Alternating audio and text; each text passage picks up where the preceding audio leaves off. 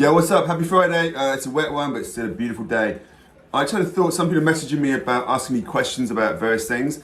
And what I'm going to do today, just today in my HQ here, put together a roadmap for you guys. It makes it quite simple to understand what you should be doing if your goal is fat loss and wellness, etc. You can jump in at any stage of the journey, but I think a lot of you would be jumping at step one because it's the way I do things. The first thing you need is you need a growth mindset. That means you've got challenges along your way, and there's stuff you need to do, like lose weight or get fitter or get well.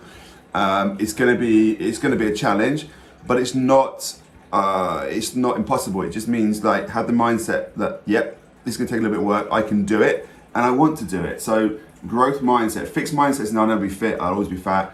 Growth mindset is no matter where you are now, you will become what you want to be with a positive self-image. That's Maxwell Maltz, 1960s. So number one, mindset. You've really got to think about mindset or mental model. Two is set goals. Set a goal with clarity, clear intention. Write it down, old school, with a pen and paper. So write your goal down in a book and look at it. Look at each day because the brain will start to look at it and think about it. There's so much stuff going in the world that the brain filters out only what you need to know. And if you're thinking about certain things like stress at work or partners or something like that, but you're not concentrating on your own wellness and fitness, the brain's going to filter it out. When you start writing it down, the brain will start looking at it. You've got to look at it every day before you go to bed, when you go to bed at night, and when you wake up in the morning. So the brain's most susceptible to messaging.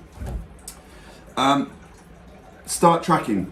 So with tracking, what I always do, don't worry about calories and macros just yet, but what I would track is things like your weight and your body fat and how many steps you do. I mean, you don't have to train if you want to, but you have to be physically active each day. 10 to 15,000 is a sweet step. Don't get too zoned out about it. 10,000 can be done in an hour, 2 30 minutes, 3 20 minutes, 6 10 minutes, or even quicker. Over time though, you want to be doing a minimum 10,000, but if you do 4,000 first week and then 6 the next, that's fine. But we want to track it. We want to look at what your weight's doing, what your body fat's doing, so we can work out whether going forward, backwards, staying static, or whatever. And part of the tracking is, I use a Garmin, but a Fitbit is really good, or you can use MyFitnessPal. So track. 1, 2, 3, 4 is follow my 7-day jumpstart fat loss plan. That's walking every morning, some gratitude journaling, which is important, water and the right hydration, and the right meal plan. So smoothie, high protein lunch, high protein dinner. Probably do that for 7 to 14 days. And then on step 5, you can go onto my 5-day plan, which is a bit more stuff in there, but that encompasses training.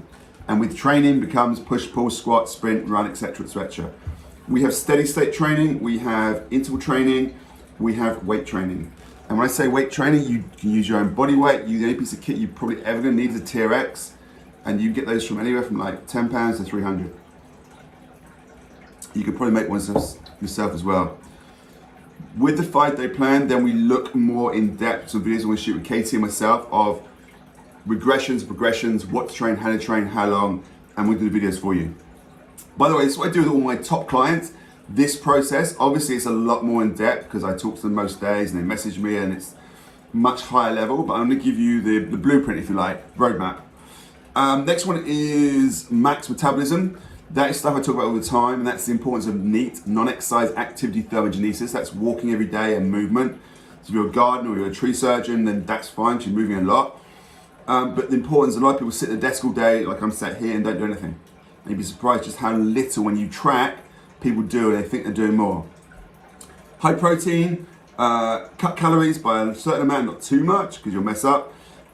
Sleep, we talked about sleep the other day, huge importance. Stress, reduce stress. Increase water intake, and then strength training, which can be push, pull, squat, really simple with one piece of kit and body weight. Then we look at social support network. Show me your 5 closest friends and I'll show you your future. So if you hang around with losers that are negative and moan and smoke and drink, and you're gonna struggle. You wanna put yourself in an environment with people that are gonna encourage you, they're gonna look out for you, and they're gonna help you improve. So social support, that's me as a coach. People pay me and I'm on their case. What's going on? Why it's not working? We troubleshoot and do that. By the way, if you want to get hooked up with a call, I do free strategy calls. And sometimes for a lot of people, that's all they need. And other people come and join me on coaching programs. But you want to be having a good social support network. And that's friends, work colleagues, spouse, all this area. There you go. I think that's 8 steps there. I'm gonna get this down on paper as well, but have an awesome day.